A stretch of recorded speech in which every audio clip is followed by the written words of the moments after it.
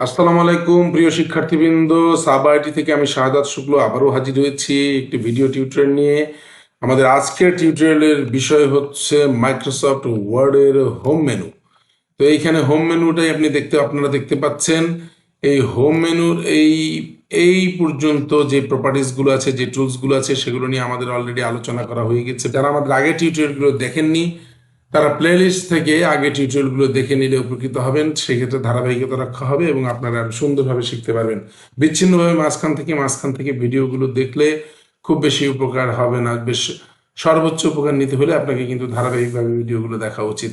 দেখুন, আজকে আমরা আলোচনা করব হচ্ছে হোম মেনুর এইখান থেকে এই অপশন পর্যন্ত ইনশাল্লাহ। তো শুরু করা যাক আমাদের আজকের টিউটোরিয়ালটি। দেখুন, এইখানে একটি বিশাল অংশ জুড়ে একটিকে ড্রপ ডাউন বক্স দেখা যাচ্ছে। আমি যদি এখানে ক্লিক করি, এটি উপর দিকে যাবে, এটি দিলে নিচের দিকে যাবে। এইভাবে এখান থেকে উপরে নিচে করে যাওয়া যাচ্ছে। এখানে বেশ কিছু টেক্সট দেখা যাচ্ছে এবং বাটনগুলো দেখা যাচ্ছে। এইখানে যদি ক্লিক করি আমরা এই জায়গাটিতে, তাহলে এই অপশনটি কিন্তু কলাপস হয়েছিল, সেটা ওপেন হয়ে গেল। আবার যদি আমি বাইরে ক্লিক করি, সেটা আবার কলাপস হয়ে যাবে। তো এখান থেকে আমরা কি দেখতে পাচ্ছি, এখানে বিভিন্ন ধরনের লেখা টেক্সটের স্টাইল দেখা যাচ্ছে। এটার নাম হচ্ছে চেঞ্জ স্টাইল। চেঞ্জ স্টাইল আসলে এই অপশনটি সহ আসলে এখান থেকেও বিভিন্ন স্টাইল চেঞ্জ করা যায়।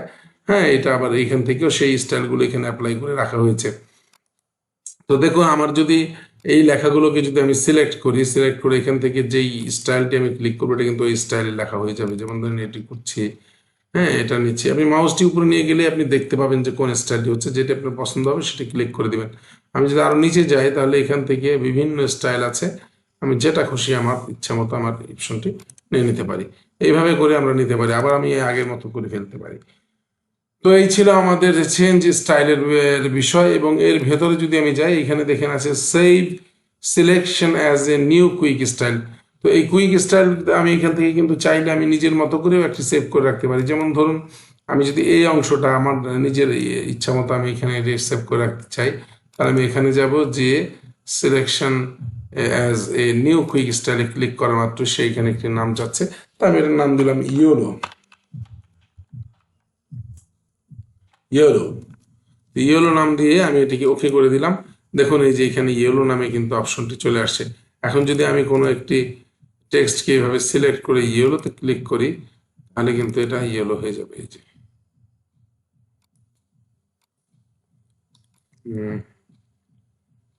সরি,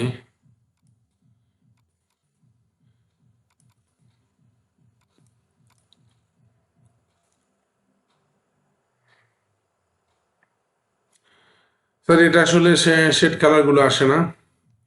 দেখুন, এখান থেকে আমরা যদি চিন্তা করি যে এখানে আমাদের আছে save selection as a new quick style. তো ধরুন, আমি এখান থেকে কিছু টেক্সটকে আমি একটু বোল্ড করি, ইটালিক করি, আন্ডারলাইন করি, এরকম একটি ডিজাইন আমি এখানে রেখে দিতে চাচ্ছি। তাহলে আমরা জাস্ট এখানে সিলেক্ট করে এটাকে আমরা এখান থেকে যাই, যে এখান থেকে দিয়ে দিই save selection as a new quick style. Click করা মাত্রই এখানে আমি দিলাম আন্ডারলাইন ইউএল নাম দিলাম, এটার নাম দিয়ে আমি ওকে দিয়ে দিলাম। তাহলে আমার এই যে দেখেন এখানে ওকে চলে আসছে। এখন যদি আমি এইখানে সিলেক্ট করি, আর এই যে আমার ইউএল এ ক্লিক করলে দেখেন লেখাগুলো আগের মতো হয়ে গেছে। তবে এখানে কিন্তু ব্যাকগ্রাউন্ড শেড যে কালার দিলে যে এখানে যে কালারটি আছে, দেখেন এই কালারটি কাজ করে না। আমি এর আগে পরীক্ষা করে দেখেছি। ব্যাকগ্রাউন্ডে কোনো শেড থাকলে সেটা এই কুইক স্টাইলের মধ্যে কাজ করে না সাধারণত। তো এখন প্রিয় শিক্ষার্থীরা, দেখুন আমাদের এই কুইক স্টাইলের ভেতরে এখানে আরো যেটি অপশন আছে, এটাকে যদি আমি একসাথে একটা জায়গায় নাম আকারে পেতে চাই, তাহলে আমি যে অ্যাপ্লাই স্টাইলে ক্লিক করলে এখানে চলে আসছে।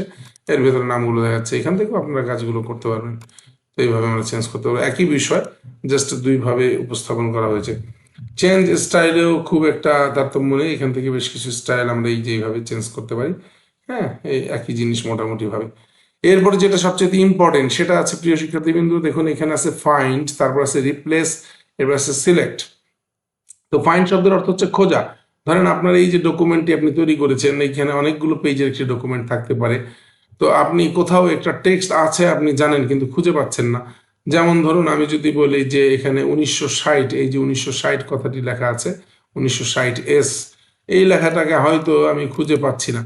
তাহলে আমি কি করব, আমি এখান থেকে ফাইন্ডে ক্লিক করব, যেটা কিবোর্ড কমান্ড হচ্ছে কন্ট্রোল এফ। তো এখান থেকে দেখা যাচ্ছে যে আমি একটা প্যানেল আসছে এবং এখানে আমি যদি লিখে দিই লেখাটা চলে আসবে। তবে এটার থেকেও বেটার অপশন হচ্ছে আমি যদি এখানে ফাইন্ডে যেয়ে এখান থেকে ক্লিক করে অ্যাডভান্স ফাইন্ডে ক্লিক করি, অ্যাডভান্স ফাইন্ডে ক্লিক করা মাত্রই আমার কিন্তু এখানে ফাইন্ডের ঘরটি আসছে, যেটার কিবোর্ড কমান্ড হচ্ছে কন্ট্রোল এফ।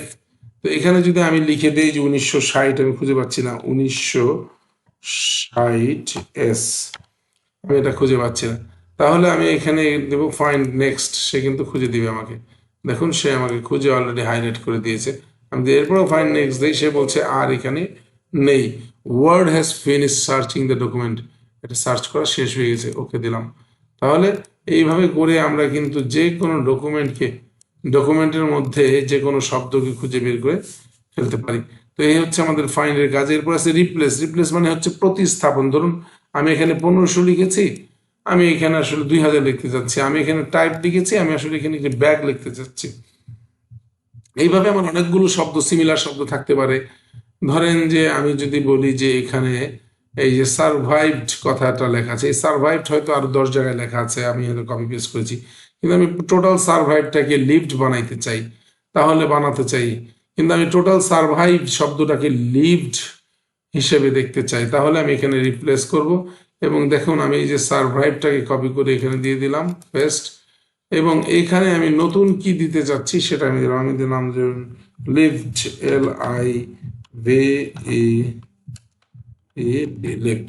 এবার আমি দিব ফাইন্ড নেক্সট, তাহলে সে আমাকে খুঁজে দিচ্ছে এবং খুঁজে দিয়ে বলতেছে do you want continue with the searching, তুমি প্রথম থেকে সার্চ করে আসতে চাও, আমি বলবো হ্যাঁ ইয়েস, তাহলে আবার আমি ফাইন্ড নেক্সট দিলে সে একটা করে খুঁজে দেবে এবং যে বলতেছে সার্চ শেষ হয়েছে, কিন্তু সে কোনো একই রকম বাক্য বা সেন্ট শব্দ খুঁজে পায়নি। এই হচ্ছে আমাদের আজকের মোটামুটি রিপ্লেস।